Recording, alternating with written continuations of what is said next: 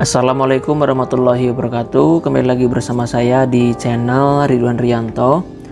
Sahabat semua, di episode yang ke-42 ini saya ingin membahas satu tema yang mungkin ini biasanya dibahas oleh sahabat semua dan menjadi pertanyaan tentunya, mengenai membuahkan tanaman cabai supaya lebih banyak hasilnya, apakah harus dipotong pucuk atau tidak. Nah, jadi kalau menurut saya pribadi ya sahabat semua, saya secara pribadi itu dulu pernah membandingkan tanaman cabai Carolina Reaper dan Dewata 43 F1, yang mana di percobaan saya itu ada 3 cabai yang dipotong pucuk dan 3 tanaman cabai yang tidak dipotong pucuk. Nah, kesimpulannya itu, jadi kalau di yang kemarin saya praktekkan untuk cabai Carolina Reaper dan cabai Dewata 43 F1 itu, kalau saya simpulkan setelah ditimbang-timbang, diukur masa waktu saya melakukan percobaan itu, ada beberapa keunggulan dari sistem yang diterapkan tersebut ya. Untuk yang pertama dulu nih, misalkan kita tidak melakukan potong pucuk terlebih dahulu, artinya tanamannya dibiarkan saja ya sahabat semua, dibiarkan begitu saja alami tanpa dipotong pucuk. Itu keunggulannya adalah kita langsung mendapatkan hasil panen dari buah yang kita tanam. Karena apa? Karena dari cabang Y yang pertama kali ini muncul itu sudah menghasilkan buah. Nah, jadi dari jangka waktu katakanlah 150 hari itu kita sudah mulai panen.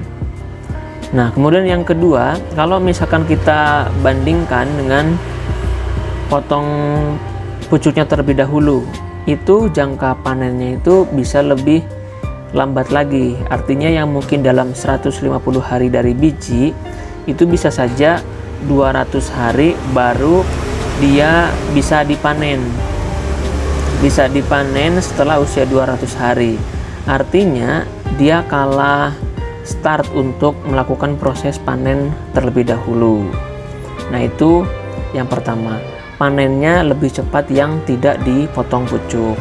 Nah, akan tetapi ketika 200 hari setelah panen, untuk yang dilakukan pemotongan pucuk, karena dia memiliki banyak cabang dari anak-anakannya, misalkan dari bawahannya sini, itu menjadi lebih banyak hasil panennya.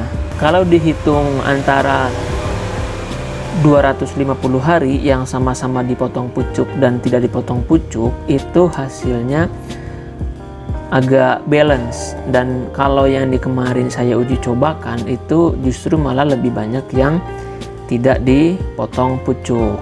Tapi ya perlu digarisbawahi, itu dengan sampling hanya masing-masing 3 tanaman saja, dan itu dilakukan di greenhouse saya yang di video-video saya sebelumnya itu sudah saya upload. Namun sayangnya saya tidak mendokumentasikannya karena ya saya pikir mungkin itu tidak terlalu penting. Akan tetapi ternyata setelah saya dilihat di komen-komen di video-video saya, ada yang mempertanyakan, kah itu dipotong pucuk apa enggak, terutama di video cabai sparkler yang kelihatannya pendek banget tapi rimbun, padahal itu kan emang jenisnya dia itu pendek gitu ya, kuntet-kuntet, jadi terlihat rimbun padahal itu tidak dipotong pucuk.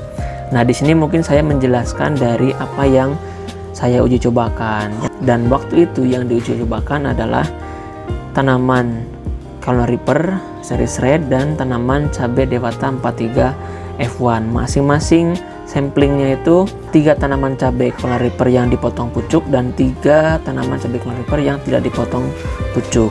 Begitupun dengan tanaman cabai Dewata 43 F1, dan kesemuanya itu kalau dihitung-hitung dibandingkan dengan jumlah hasil panen, dan jangka waktu hasil panen itu lebih banyak yang tidak dipotong pucuk. Dan barangkali nanti mungkin bisa disanggah untuk sahabat semua yang mencoba masa panennya itu lebih dari 250 hari. Nah, ini saya jelaskan di sini supaya nanti tidak menjadi problematika ataupun masalah, karena kita mengatakan ini benar dilihat dari sudut pandang apa dulu. Kalau misalkan ingin cepat panen, ya otomatis yang menang kita yang tidak dipotong pucuk. Tapi kalau misalkan ngejarnya jumlah hasil panen lebih banyak, otomatis yang dipotong pucuk terlebih dahulu, tapi jangka waktu panennya otomatis lebih lama. Sedangkan kalau biasanya di greenhouse saya ataupun di kebun saya itu rata-rata estimasi 250 hari atau bahkan mungkin mentok di 300 hari itu sudah saya ganti dengan tanaman yang baru. Jadi mungkin seperti itu ya sahabat semua untuk penjelasan bagusnya dipotong pucuk atau tidak dipotong pucuk. Itu bebas untuk sahabat semua. Kalau menurut saya untuk skala pribadi mungkin tidak terlalu menjadi masalah ya sahabat semua. Tapi kalau untuk kelasnya para petani yang memang notabene mereka mendapatkan penghasilan dari situ, itu sangat bermanfaat bagi mereka. Jadi intinya kalau mau membenarkan, dilihat dulu sudut pandangnya dari mana. Sudut pandang mau cepat panen atau sudut pandang jumlah hasil panen dibandingkan dengan berapa lama waktu panennya. Oke, seperti itu. Jadi mungkin itu saja untuk video pada kesempatan kali ini. Mohon maaf apabila ada kekurangan, semoga bermanfaat. Terima kasih. Jika ada pertanyaan silahkan sahabat komen di kolom komentar. Wassalamualaikum warahmatullahi wabarakatuh.